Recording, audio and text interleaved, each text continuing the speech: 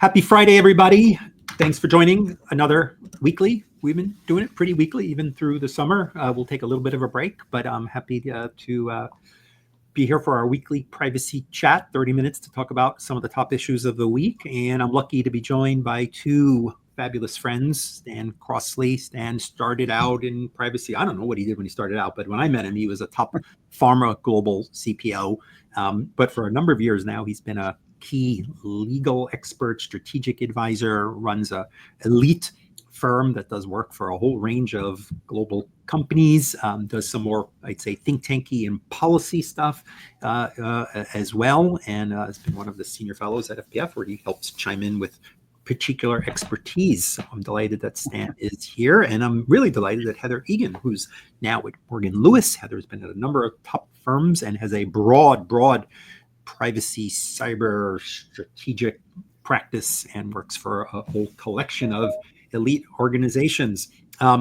If Sarah Roberts is in our audience, may I encourage her to click the StreamYard link, and she is going to join us as well with some practical experience from somebody working directly with venues and stadiums. Okay, KissCam was our excuse. Our provocation. Obviously, everyone watched and saw and giggled and chortled and how could they be so stupid and all that sort of thing. But I also saw a lot of people in the community saying things like, well, in Europe, that could never happen because there's GDPR. And I'm thinking, I've watched TV in Europe. I've seen fans. I've seen their faces in the crowd. And of course, we do know that there is a essential big picture difference in that the way privacy is framed in the US has a significant respect for my First Amendment rights should I see a famous person or an interesting person, or maybe a coworker who's supposed to be out on disability, who is doing parkour in the park, and I decide to take a picture. Or maybe I'm a street photographer taking photos of interesting local people. I have a very compelling First Amendment right to share that information, to publish it. While in Europe, I don't get that sort of exemption, although there is an important value of journalism and art and so forth. It does have to be weighed against the reasonable, proportionate, necessary rights of the individual. And the fact that you intentionally make something public, or maybe you were even out in public, may weigh against the other rights. I may not simply be able to publish some information unless I have some compelling reason. And I might, if I'm a commercial venue, perhaps, and I'm streaming things on TV, I might have to make it very clear with signs, maybe with terms that are parts of the ticket. But at the end of the day, the reality is, at a major stadium, if I'm in public on the street, whether I'm in US and Europe, and I've done some of those basics, my right to prevent perhaps the publication, certainly in this case where the person may have been a little bit of a public figure, is right. Am I right? You both have global practices. With some signage and so forth. And also, let's be clear what happened here.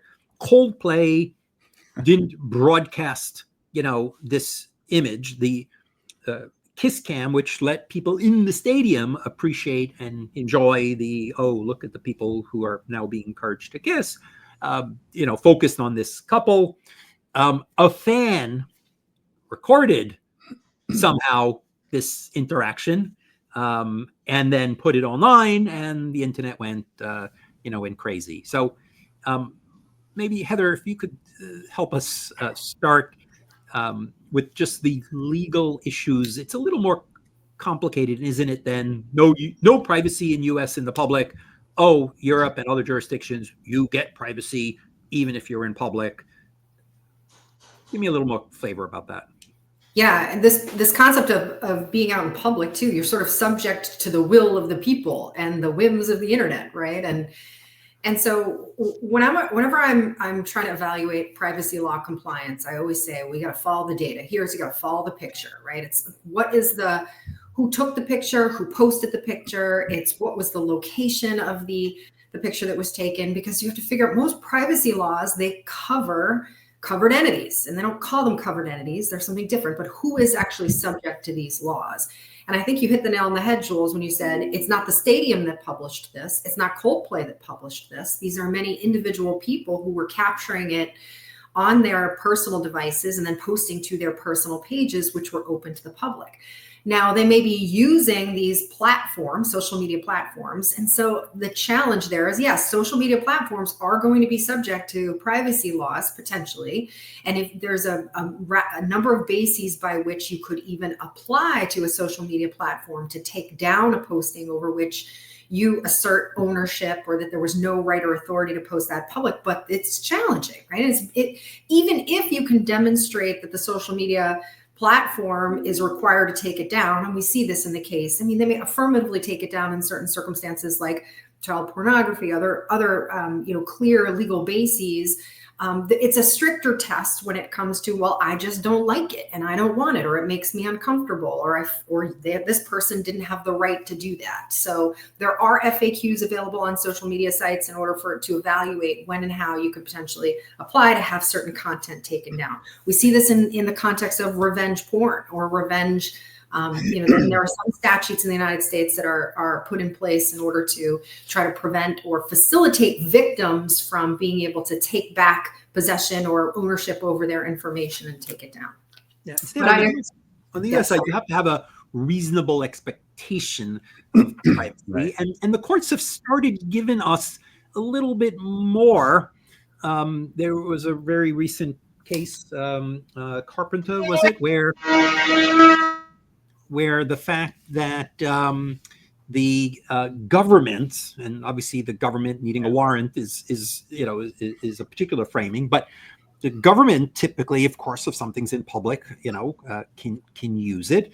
But the courts held that when cell towers were being pinged by a suspect's phone nonstop, that this ubiquitous ability, even though this information was sort of being shared publicly, you did have some expectation of privacy because of the level of the intrusion that was involved.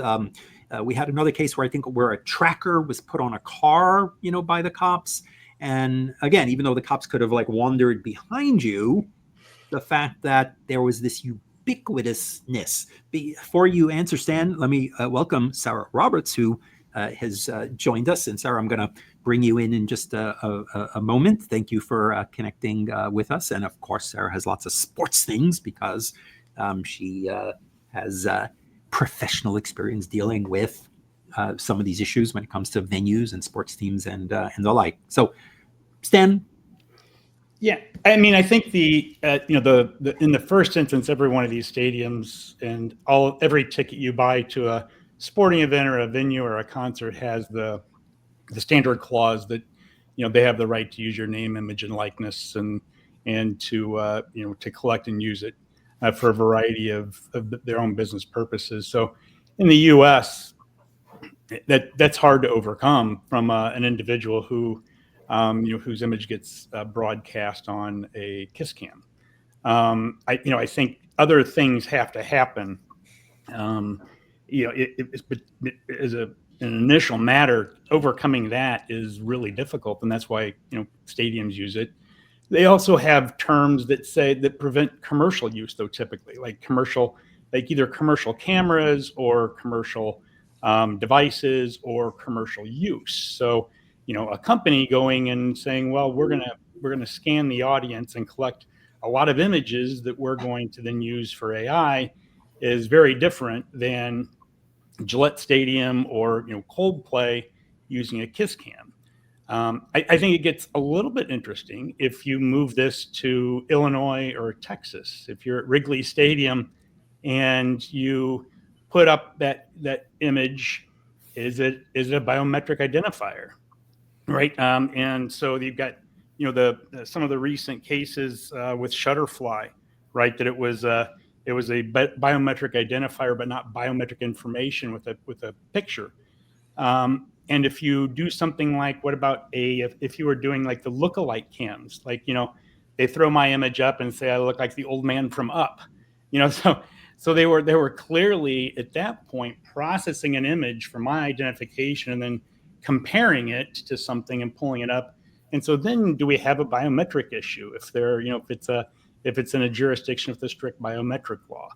But absent those type of facts, I think it's in the U.S. it's very difficult to suggest that a kiss cam type of activity is going to have a violation of privacy tort. It's unless they're printing T-shirts somewhere and taking advantage of the image that is a misappropriation. I just don't see the privacy issue legally.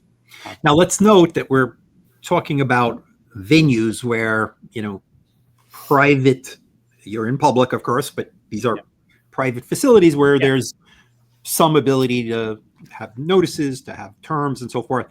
Let's come back a little later, but let's put on the shelf the fact that our cars are learning about how to navigate and not bump into other cars with license plates and other humans who are crossing streets where faces maybe can be blurred, maybe they can. I need to know where your eyes are looking to predict, direction. Smart glasses. There's a whole bunch of places where we are going to be already are recording bystander privacy issues. So kind of complicated. Anyway, Sarah, thank you for joining us, and love to have sort of the reaction that perhaps you and others who work in this space had at the sort of, not the big ha-ha reaction, right? We get it, these people, so on and so forth, right? But there are fans at all times in locations. Venues have become a very interactive experience. There's billboards, people, they see this and that. Was it surprising to you that there was such a sort of reaction in some of the privacy community saying, wait, whoa, we don't have any privacy? Like it felt like the privacy community was sort of like living a little bit behind the reality of what the environment is in venues and stadiums. How did you react? Transparently, and I'll tell you, my name is Sarah Roberts. I'm the VP of Data Privacy for AEG. I don't know if you're familiar with who AEG is, but AEG stands for the Anschutz Entertainment Group. They're probably famously known for Coachella, as well as we own Crypto Arena in downtown LA in the LA Live area. We also are the owners of the O2 in London as well. So here in the United States, I think frankly we're mitigating through this as best we can, especially because now the teams are talking about biometrics and facial recognition and all those types of things for tickets. I know one of our big venues in Los Angeles started with that. The Intuit Dome started with that, and I've cautioned the teams to say, how big do you want to go out the gates because of what Intuit experienced on their opening day. So we're mitigating it, and right now there is, like I said, talks about using facial recognition for, say, Coachella, and potentially at some point also the arena. And we're trying to get at that because of the Olympics coming. LA 28 is just 3 years out. So we're going to be facing that as well. So I'm not going to say we're scrambling. We're just trying to prep for it. And whatever our teams are looking to do potentially at our festivals will be the first thing. Like I said, I cautioned them. I said, can we start slow, maybe with our employees first, and see how that goes? And then if that's okay, maybe you pick a subset of the fan and do it with them, and then go from there to do that. So we're working through that. And we're also working on it from a security side, security cameras at parking lots and stuff, because again, our arena's in downtown LA. So it's fascinating. When you're thinking about your, using biometrics, online registration before the event, we've looked at that. That is so complex. Now you're looking at 50 separate states to comply with, and wow. Yeah, I mean, that's the interesting thing is like we're not the seller of the tickets. We do have a company called Access Tickets who serves as our service provider for certain events. The registration is there. It's not with us. So I think that's something for us to think about is like, how do we work closely with Access Tickets because they're the seller of the tickets? But then at the arena, not all tickets are sold by Access. Some of the tickets are sold by Ticketmaster or potentially a And then SeatGeek, resold. and they're resold. There's a reseller market. So those Yeah. are all the things we're dealing with, and not even just in the biometric space, just the notion of who's selling the ticket and who can use the data of that ticket. We're dealing with because in California we're also dealing with the Delete Act. Are we bright data brokers if we're using data from a Ticketmaster for a certain purpose? So we're working through it as best as we can. Am I saying sometimes it's a fire drill? Maybe, but we're just trying to work through it as best we can. The life of a privacy lawyer. So Yeah, as you and follow I'm not that a lawyer. That's the flow- thing is I'm not a lawyer either. So. privacy professional. But as you follow that flow, to Stan's point, as he's laying out some of these laws and considerations, notice. So yes, ideal would be notice on a ticket, but you can also have Yes. notice in an event space, right? So maybe Yes. you've paid for the ticket, you're coming in. But it's not just stadiums. This is, if you look at sort of the recent, we've seen this happen with the Boston, as far back as the Boston bomber, right? Recreating all the cameras that are on the streets. Did we know that walking down the street, you'd be subject to so many cameras? Those are private companies that are taking those pictures.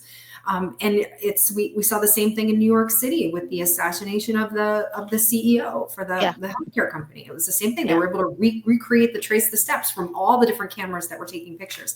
It's not just stadiums. I think this is becoming, to your word, Jules, it's a ubiquity. It's a ubiquitousness of these cameras. And so how do we demonstrate if a fundamental tenet of privacy law is notice, transparency, potential issues of consent, depending on the level, to your point, Stan, biometrics, and yours, Sarah, it's this level of consent and how granular can you get in this public context that we're talking about? How realistic is that? And so then what do you do about it? Are there some inherent or fundamental considerations or guardrails we should be putting up to try to set the tone for how this kind of information can and should be? And to your point, that's the things we're working through right now. Like we're working on cameras at a parking lot that it's not owned by the arena, it's a parking lot, but most of the people who go there are people who are going to the arena, and there's been a lot of theft happening.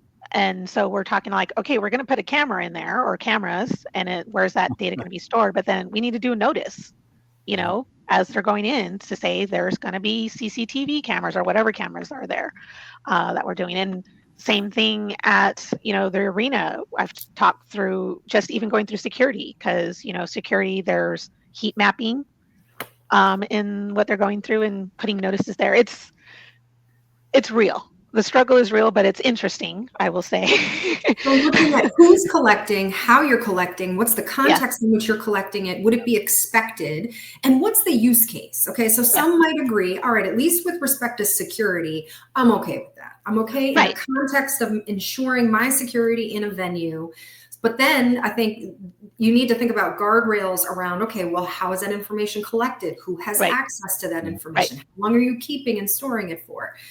Stan, I'm sure you have other thoughts there as well. No, and practically, what are you going to do with it, right? So if you have employees and you see you have theft cameras or you have security cameras and you see a threat, are you actually going to have employees confront? Are you calling the police? Can you give the police the license plate number? Is that even permitted? Yeah. I mean, there's circumstances like that. Yeah, I mean, for us, we have a very close relationship with, LAPD, because that's who basically is the police department for downtown Los Angeles and stuff and where we're located. And if anything, we have increased police footprint in the area because I think it was like last year, there was a restaurant in LA Live that somebody came in and shot somebody. And they knew what they were doing. They came in and it was premeditated. They knew what they were going to do. And so we've had to increase our security footprint and our collaboration with LAPD because of that. So let's put the security stuff aside for a second, right? Mhm. Because we know that there are going to be some compelling demands for it, and we know there's a strong civil liberties concern, about it. But it's the genie seems to be out of the basket. We're not going to tell retail areas that are getting hit with a lot of crime to not have security cameras or and so forth. But you can see how maybe strong rules, that maybe need a warrant. Maybe there's restrictions on anything other than security related uses in response to a particular threat. I can see appropriate regimes for security use. Are we ending up in a world, however, where when I started out, cookies, no big deal. You can it's only for one site. Oh, it's only for a network. Oh, now today, right? Your identity is easily stitched together across companies, platforms, so on and so forth.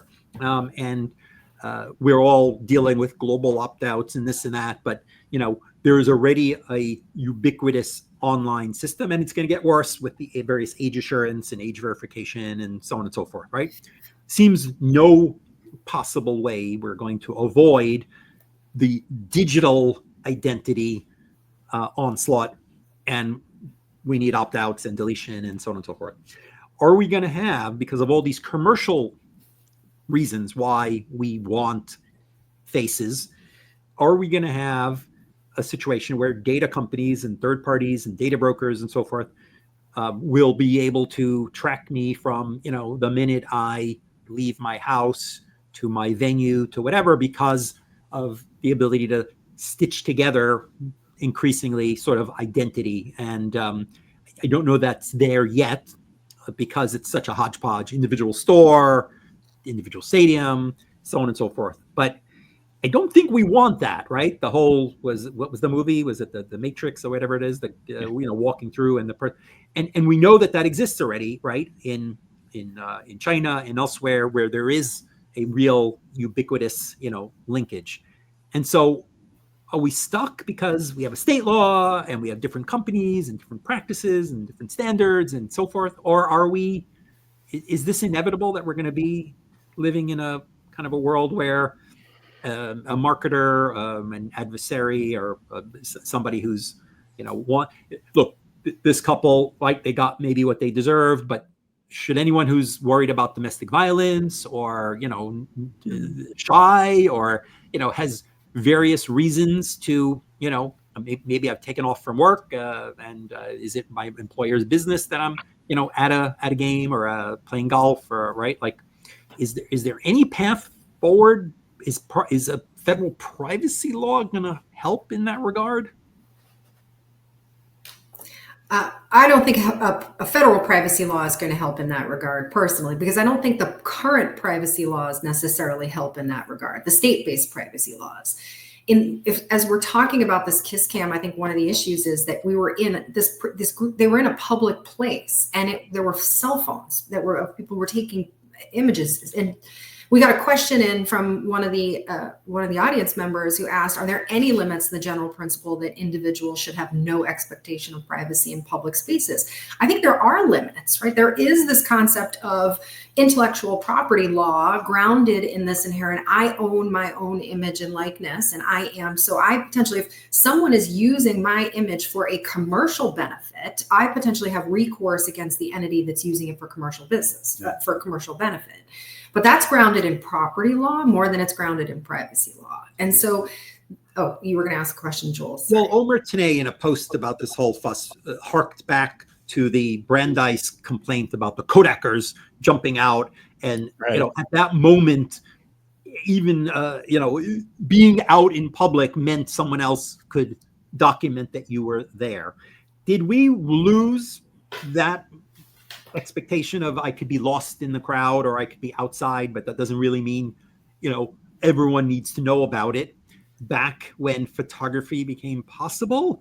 And sorry, public is public. Or, many years ago when I was a state legislator, I was one day at the supermarket, and I'm not a big beer drinker. I do write about wine a lot, but I'm not a big beer drinker. But my my spouse was like, I want to make a stew, and I read that putting beer is really good for this cholent that she was making. And so I went, and I didn't know what kind. So I had like a whole shopping cart full of different kinds of beers, so that whatever I got, I wouldn't be in trouble, that I got the right kind. And then a couple of elderly ladies who were constituents and voters in my district, were online with me, and they peered into the cart, and they're like, Assemblyman Polonetsky, are you having a party? That's an awful. I'm like, no, just my wife and I. They're like, that's a lot of beer, right? Like, so, like, is there any hope that in a digital world we can have like obscurity? If you're not a famous person, can you be obscure? Is that foolish to expect? It feels like people want that to some degree. I don't know. Stan? I think people want it, but I think it's unrealistic. And Woody Hartzog has some great commentary about this principle of obscurity, and that it really is, in many respects, it's a crapshoot, because those people didn't know they had the principle of obscurity in most contexts. Now I think we are going to see a shift after having gone through this experience with the kiss cam. More people are now aware that very quickly they might feel relatively obscure, but then one incident of this kind of a public display can erase that. So I don't see how a federal privacy law, or even the state privacy laws that we have, can create any kind of codified sense of obscurity for any of us. And it's, I think we default back to those concepts of, you've got the government, right? The right to be free from unreasonable searches and seizures, grounded in the Fourth Amendment, which some of those principles apply, to your point, the tracking devices, they apply potentially to the cell phone tower pinging. But as we move forward into this world where there are so many cameras on the streets, and so many people walking around with cameras on their phones, that the pathway for potentially regulating that is thinking about use, and what are the contexts in which I expect, but who's using that information, and do I have recourse against that individual? Sarah, this is from one of the privacy conferences I went to years ago, CPDP, when social media was first becoming big, and they gave these things out, and you could wear a pin, and one of them was like, don't take any pictures of me. And the other ones, you can take pictures, but you can't unload it. Another one was like, blur me, right? And it obviously didn't last. We now sort of expect that if we're at a conference, certainly on stage.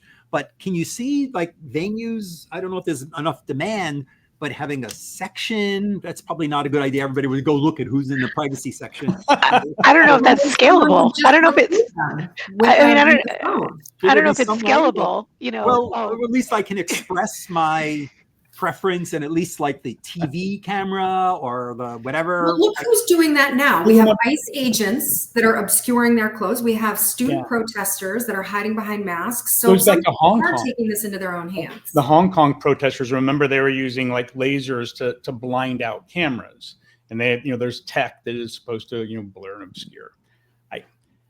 Let's talk AI. Let's talk AI. Stan, you mentioned some experience with this. We hear from lots of folks who tell us that AI needs to learn. If we want robots and androids not stepping on our toes or elbowing us in the nose, they need to learn how humans move. Gait can be identifiable. We have smart glasses. They're going to be viewing bystanders. AI, once we get off the screen, AI wants to be trained on movement, people, faces, interactions, right?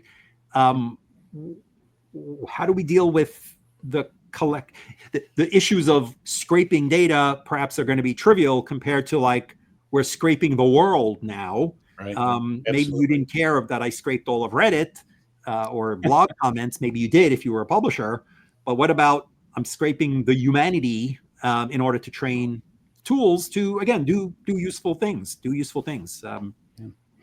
I mean, I think that if you're a company that is developing AI and you're trying to get image collection publicly, I mean, there's public and then there's private entities, and so if you're in a stadium, there's the stadium terms you've got to worry about, and if you're in a park, the municipality may have a restriction on using cameras in certain circumstances, or you have to get a permission from, the local municipality to use video cameras like in Golden Gate Park because they had so many weddings that were there and things. So, yeah, I mean, there's a whole bevy of issues, including, that started with, when Google was doing maps, right? What's an appropriate notice? Can you have your image blurred? And I think it's getting more and more complicated to maybe, appropriately so, but it is getting more complicated to do public image collection if you are a company. And at the very same time, that if you're an individual, those restrictions on the company really aren't the issue for most people on privacy. It's exactly what happens in a kiss cam shows you and compares you to the guy from Up, or there's some, and those expectations of privacy I don't think they're ever going away because they're rooted in the First Amendment so much, and both personal First Amendment, but there is a commercial first, the right to commercial collection that's less protected, but still exists. We should note that every one of these technologies isn't always personal.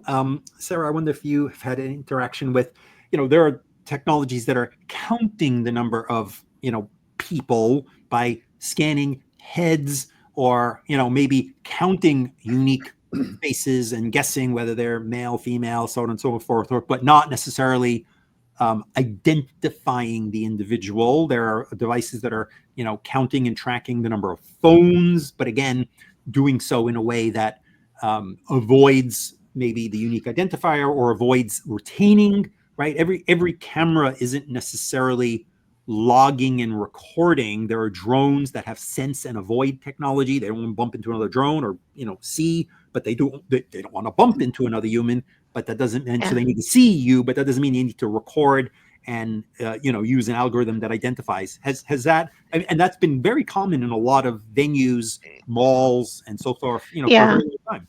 No, I mean, at least nothing has come across my desk in my space. And I think that's just because by nature, at least for now, AEG has been very conservative. But like I said, they're trying to keep up with the next best thing.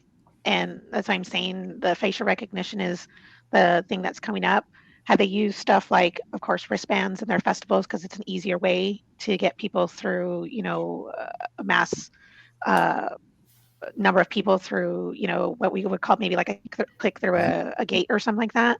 Those things, and even that, we're very, very careful what those wristbands are tracking and stuff. But to my knowledge, we haven't. But it's not to say it's not coming. Especially, like I said, could it be something possible with the Olympics coming that they want to do something like that? And then, of course, we have to work very closely. Yeah, we have to work very closely with the Olympic Committee on those things. The technology is always outpacing what you expect. It's amazing when someone brings a use case, you're like, whoa, I didn't even know they could do that. And then you start peeling back the layers of what the technology does. You're right, Jules, and I think you hit the nail on the head talking about this in terms of some obscuring of faces, blurring.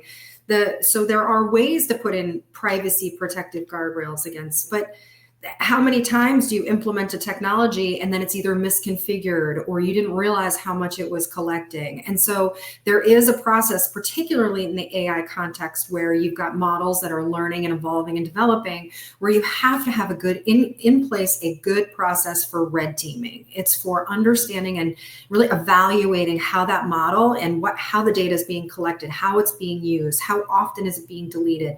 You say that you're not transmitting it to any third parties, but okay, let's look at the underlying code. Or if you don't know how to do that, have an expert look at the underlying code to figure out, are there any SDK integrations that may be sucking out data that you didn't realize were even there? You can't just implement the technology and then forget it. I think there is this process of ongoing monitoring and review to make sure it's doing what you expect and it hasn't evolved over time. Marlis McQuillan went to high school with Andy Byron, a very small high school. Everyone knew each other's business in that high school in town. And now the world has been flattened the way Tom Friedman described it, and we are all in each other's business somehow, whether we want to or not. Quick closing thoughts, because we're going to let people go back around their Fridays. Sarah, what do you think fans? Well, not fans. We don't have any fans. Everyone's. What should privacy professionals who aren't close to this issue be thinking about and sort of understanding about where things are going to go. We were not comfortable facial recognition, and then we all got comfortable that we could open up our phones and now even act as a second factor to unlock our, password managers and get us into bank accounts and so forth, right?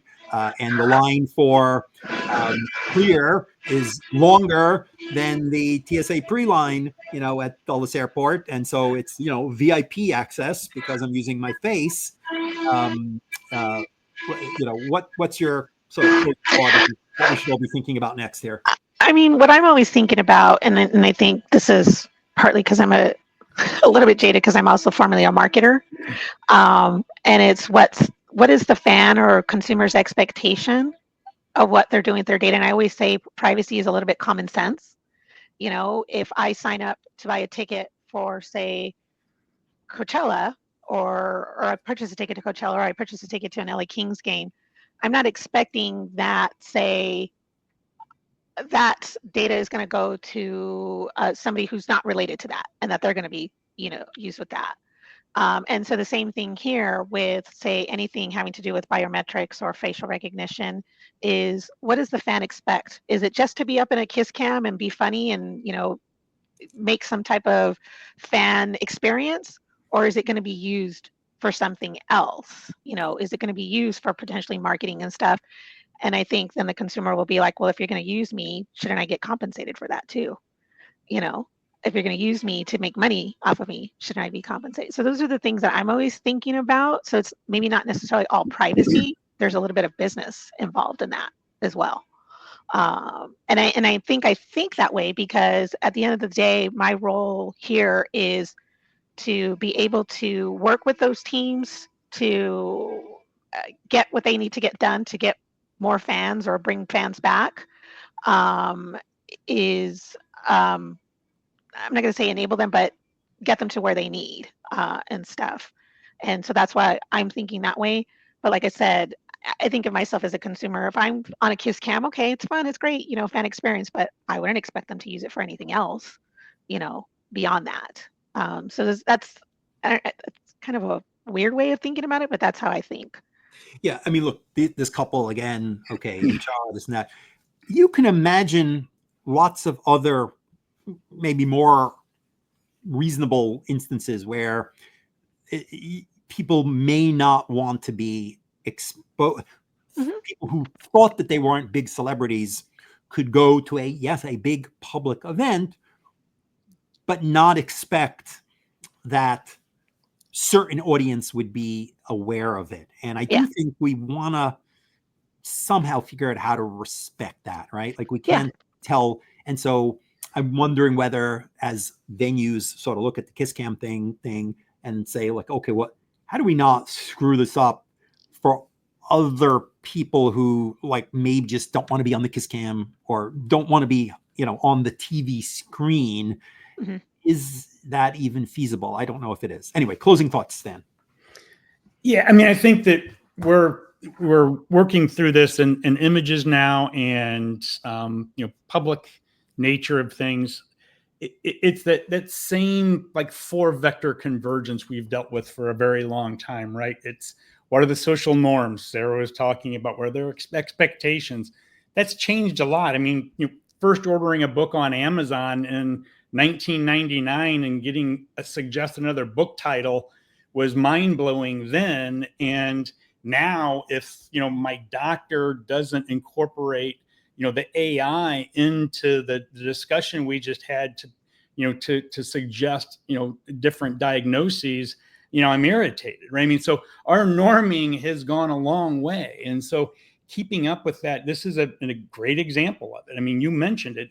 I bet other people who don't want to get caught on kiss cams probably aren't going to stand up and, put their arms around each other on the top row of a stadium anymore. And so social norming has a big impact. At the same time, the tech is changing so rapidly. We wouldn't even have thought of this issue, 30 years ago. They didn't have, jumbotrons that caught people on images. And then you've got, business models. They're changing. Now it's about data. When you went to a concert, when I was going to concerts, you didn't think about part of the entertainment is seeing something on a screen, right? But the business model now is let's show everybody how popular we are. Look, there's the people who are coming. So the business models have changed and the data use is changing. And all of that means new laws. And so, we're all, missing a lot of sleep because we've got all four of these vectors converging and changing at the same time. And this is just another great example of that. What I've learned over the years as somebody who's been, a public figure of some sort for a very long time, where initially, hey, come on, but I'm a senior white male, right? Who's, the boss of my organization and so on and so forth.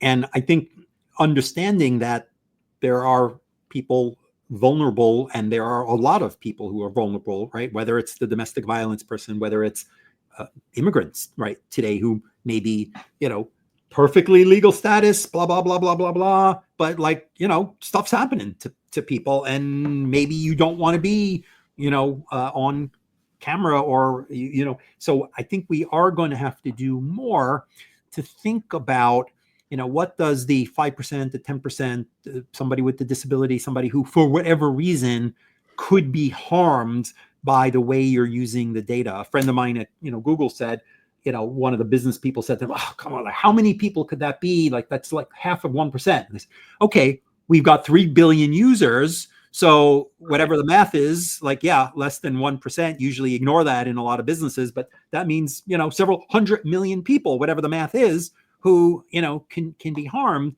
and being able to figure out how to customize to ensure that people who are vulnerable have a path and don't have to stay home or not go online or whatever. We got to figure that out. Heather, you get the final word. Well, I think your example was a great one because the business people, our teams, our clients are going to continue to come to us with some new technologies, new and interesting use cases, things that sound really good on their face. And I think the job of the privacy lawyer is to dig into that, peel back the layers. We don't want to be in the business of saying no, right? We want to enable the business. We want to enable innovation. We want to help the business be at the front of the pack, not at the back of the pack. But with that comes some responsibility. And I think if you follow, as a privacy professional, the model of, okay, well, let's evaluate that use case. Let's look at it and follow the data, right? How is it coming in the door? What laws might apply? What kind of guardrails can we put in place to identify? It's this concept of a privacy impact assessment. Some call it a data protection impact assessment, DPIA. Let's figure out what are the potential risks that we see or the negative or the harms that could flow from this, even that 1% that you mentioned, Jules, and figure out, is there a way to mitigate that? Are there guardrails we can put in place? Follow that through the life cycle to what third parties are going to have access. How are we storing this and making sure that we have the right security around this so that we don't have data leakage? And then on the back end, to my point about AI, it's that this is an evolving, and to your point about social norms, Stan, it is evolving. You can't just plug it in and forget it. You need to have a process of ongoing monitoring and review over time to ensure that whatever tools or program that you've deployed is still consistent with social norms, consistent with what your expectations are. And then, of course, this idea of not setting and forgetting it. But that's, I think, when you get to the point of being able to say yes to your team. Yes, new technology. Yes, let's tweak it in these ways with these guardrails. We can be off and running. In most cases, we can, I think, as privacy professionals, get comfortable. We all should reread Helen Nissenbaum's famous Privacy as Context, because to some degree, yes, her kind of framing of the issue, something is maybe not private within a particular, community, one-on-one, small group. It's when that context changes and is being used in a more public or different audience than the one that you expected, and how we can sort of pull some of that concept back into our legal thinking instead of this very restrictive state by state kind of framing. Anyway, thanks to Sarah, thanks Heather, thanks Stan for joining me on quick notice. Hope folks enjoyed the chat, and I look forward to seeing you all. Have a happy Friday. Great weekend, everybody. Thanks all. Thank thank you. you all.